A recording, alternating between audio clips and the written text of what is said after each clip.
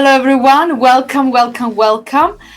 This is of course our chart in action video. So today we're gonna break down the technicals, mainly the latest technical setups for three specific assets. We're gonna cover the Euro, Swiss, Gold, and S&P 500. So in today's analysis, this is what we're gonna see. We're gonna dive into some key levels that you need to keep an eye on regarding specifically for these three assets, and we're gonna see some chart patterns and how they are shaping the markets right now. So whether you're trading or simply keeping an eye on the charts, today this video is all about a breakdown of these particular assets that will help you stay ahead of the game with the most relevant and timely insights from HFM as usual. So let's jump straight into the charts.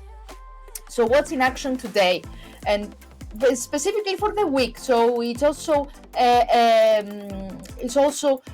medium-term analysis as well. So I have started with Euro Swiss, as you can see over here. Actually, it's a clear sell-off. We have seen a clear sell-off since basically last week. The asset has been in an extreme selling condition the past 5 days in a row. The only thing that I would like, why I bring that up, is because it doesn't seem to run out of steam. So this is the daily chart for Euro Swiss, and the floor, guys, is down to 0.92%. We can see that MACD still, basically it turned into the negative territory. But more precisely, we can see that the daily candles are huge. So this indicates that the asset is the downtrend, the decline is not running out of steam. I'm gonna zoom in into the 4-hour chart. Allow me a bit, so you can see that there has been a bit of a small correction, okay, consolidation if you ask me, but it has resumed the decline, has continued the decline since Monday, basically. Sorry, my bad, since Monday night, and the momentum is just increasingly bearish. So that leaves further room to the downside. You can see with MACD that it keeps moving lower, extending away from the zero level. Parabolic charts are negative. High Kenashi candles are negative as well. So that's pretty much it for Euro Swiss. Even for intraday traders, you can see that we keep having lower highs and lower lows, with the momentum stubbornly on the downside. So any rebound is just expected to be limited with immediate resistance at the latest swing highs. So basically you can use fractals or pivot points just to identify any let's say any resistance on a potential correction move. Now I'm gonna quickly shift.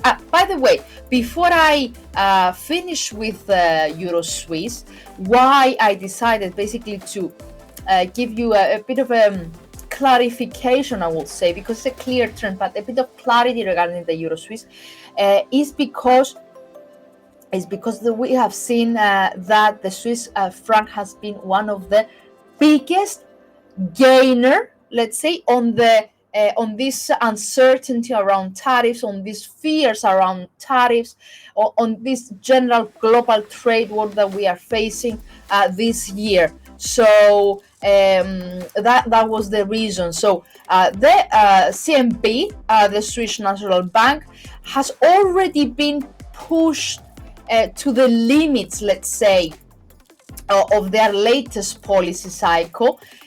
But it looks like they might have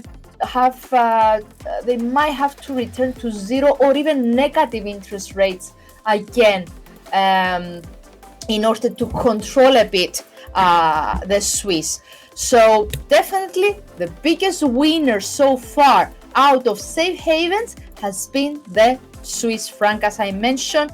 So down to 93, momentum is still strong, indicating that we might reach to all-time lows, 92 territory, not 92 territory. So Swiss inflation is under control, and it seems that the CMB should basically return to a deflationary environment. That's why I mentioned the zero or even negative interest rates. And that's why other than the tariffs, obviously, and other than the ability of Swiss to be a safe haven,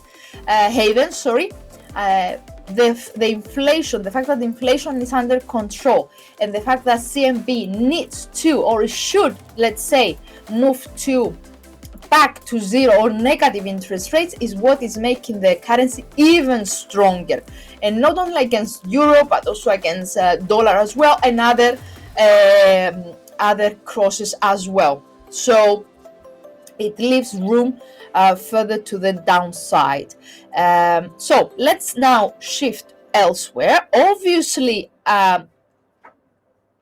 even though I know that we cover in our live analysis every single time gold, and we spend a lot of time analyzing gold, but the reason why I'm bringing that up once again is because I want to show you that the readjustment of the trend that we have done back in February, March, now is being retested. So initially, the trend line that I had put back in the beginning, end of 2024, beginning of 2025, it was this first trend line over here, but I had to readjust it back in February because we had a swing lower below the trend line. So it seems that this week we are seeing the gold retesting my second trend line. So that raised the question whether we're gonna have a rebound at that level.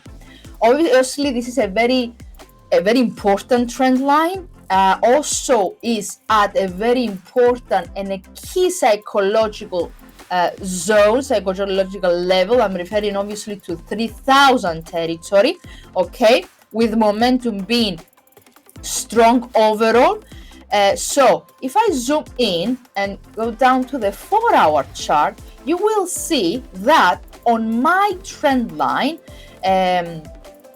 we've seen a bit of a consolidation. So we've seen gold failing to extend below that trend line. And actually, since last night, we have seen rebounding, okay? So that raised the question whether we are, the decline has already over and we are back in a positive outlook for gold. Actually, gold was already in a positive outlook.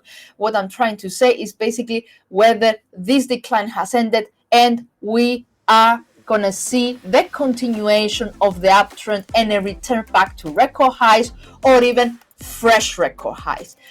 So this is a Heiken Ashi candles, by the way, 3 consecutive 4-hour candles on the upside, already retested basically the third resistance of the day, but also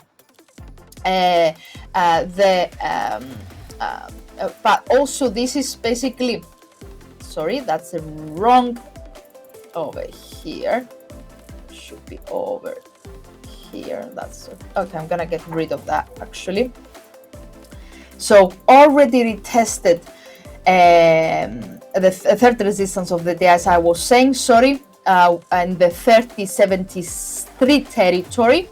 And this actually, if I'm not mistaken, this is actually the 50% retracement level from the down leg that we have seen. Yes, so that makes this area over here And basically today's performance, very, very interesting and very important, because if we confirm a move above the mid-level, the midpoint of this decline, that could give further confidence that gold is in a, it could actually continue the uptrend.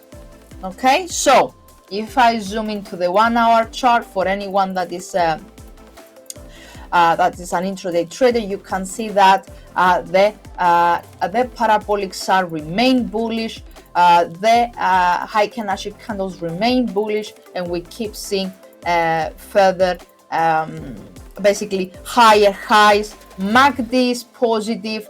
We have a bit of a reversal, let's say here, reversal sign from stochastics, but it's not in line with the price action, so it